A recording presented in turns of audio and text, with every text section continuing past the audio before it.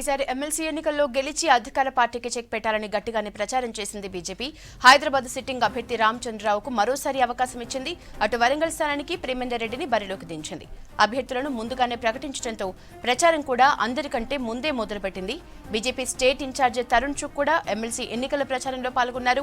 సాధ్యమైనన్ని ఎక్కువ ప్రాంతాల్లో పట్టభద్రుల ఆత్మీయ సమ్మేళనాలు పెట్టి ప్రచారం చేసింది బీజేపీ. టీఆర్ఎస్ వైఫల్యాలని ఫోకస్ చేయడం ద్వారా జనంలోకి వెళ్లింది. నిరుద్యోగ భృతి, నిరుద్యోగం, పీఆర్సీ లాంటి విషయాన్ని ప్రతి చోట ప్రస్తావించింది. టీఆర్ఎస్ చేస్తున్న విమర్శలకు ఎప్పటికప్పుడు కౌంటర్ ఇచ్చింది బీజేపీ.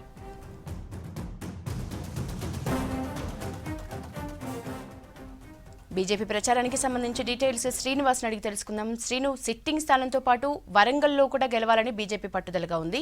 ఓవరాల్ గా బీజేపీ ప్రచారం ఎలా జరిగింది?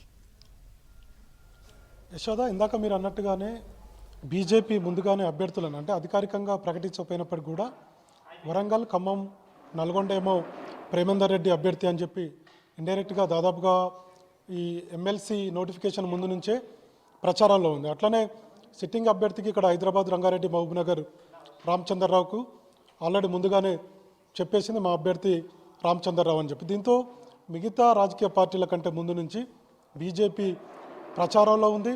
తర్వాత తమ అభ్యర్థులని రంగంలో దించి గ్రాడ్యుయేట్లతో మంతనాలు జరిపేటువంటి కార్యక్రమాలు చేసింది. ఇంకొక వైపు మెయిన్గా బీజేపీ గ్రౌండ్ నుంచి ప్రిపరేషన్ ఉంటుంది.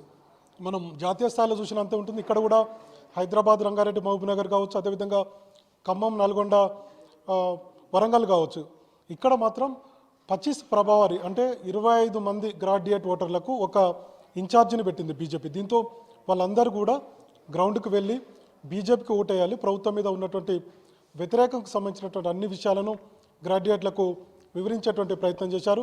ముఖ్యంగా హైదరాబాద్లో కొంత ఇటు అధికార పార్టీ కొంత బీజేపీ మీద విమర్శలు చేయడం, రామచంద్రరావుకు ఓటు ఎందుకు వేయాలి అన్నటువంటి ఒక క్యాంపెయిన్ తీసుకొచ్చింది. ఇంకొక వైపు ఉద్యోగాల అంశాన్ని కూడా మంత్రి కేటీఆర్ కూడా మేము 1,30,000కు పైగా ఉద్యోగాలు ఇచ్చామని చెప్పే ప్రయత్నం చేసింది. దీన్ని బీజేపీ చాలా సీరియస్గా తిప్పికొట్టింది. వాస్తవానికి టీఎస్పీఎస్సీ ద్వారా నియామకమైనటువంటి దాదాపు 40,000 లోపు ఉద్యోగాలు మాత్రమే.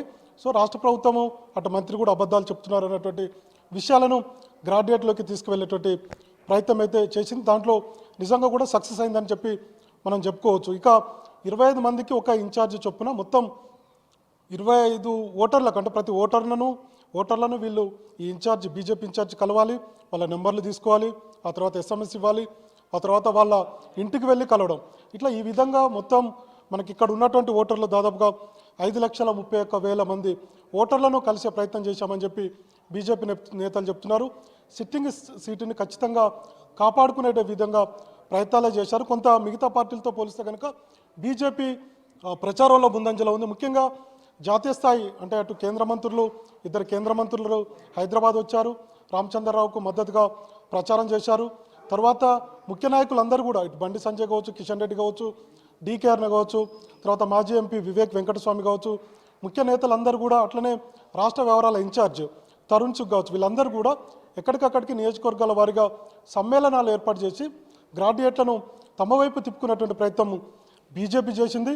సో దీంతో మేము సక్సెస్ అయ్యాము. ఖచ్చితంగా ప్రభుత్వం మీద ఉన్నటువంటి వ్యతిరేకత తమకు అనుకూలంగా ఉంటుంది. ఖచ్చితంగా సిట్టింగ్ సీటుని మరొకసారి గెలుస్తాం. గతంలో అయితే 2015 గత ఎమ్మెల్సీ ఎన్నికల్లో అయితే 14,000 మెజారిటీతో రామచంద్రరావు గెలిచారు. కాబట్టి ఈసారి ఇంకా ఎక్కువగా మెజారిటీ వచ్చేటువంటి అవకాశం ఉంది.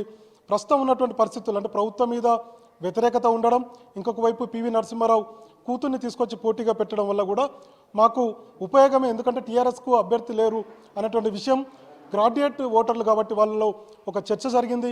అది తమకు అనుకూలంగా మారింది అన్నటువంటి అభిప్రాయంతో బీజేపీ ఉంది.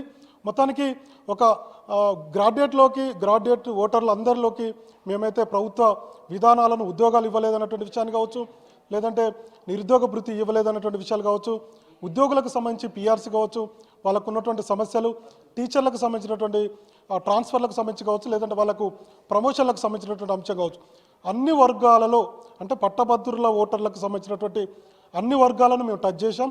అందరితోటి ఆత్మీయ సమ్మేళనాలు కూడా ఏర్పాటు చేసినాం.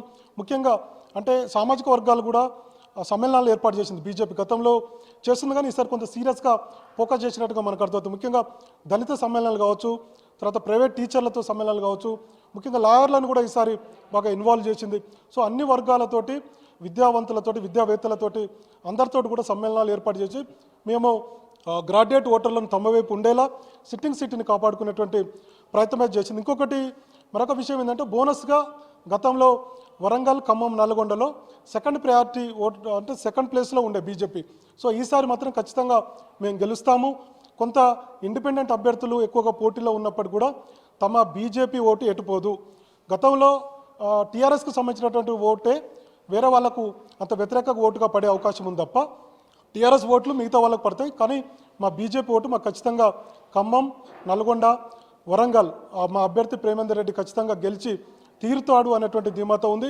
ఇంకొక వైపు ఏమో అక్కడ ఇండిపెండెంట్లు ఉన్నారు కాబట్టి అది ముందుగానే బీజేపీ వ్యూహం రూపొందించినట్టుగా అర్థమవుతుంది. సో ప్రతి ఒక్క ఓటర్ని సేమ్ ఇందాక మనం చెప్పుకున్నట్టుగానే 25 మందికి ఒక బీజేపీ ఇన్ఛార్జిని నియమించి అట్లా గ్రాడ్యుయేట్ ఓటర్లోకి వెళ్ళింది. ముఖ్యంగా బీజేపీ రాష్ట్ర అధ్యక్షులు బండి సంజయ్ వరంగల్, ఖమ్మం, నల్గొండ మీద ఫోకస్ ఎక్కువగా చేసినట్టు అర్థమవుతుంది.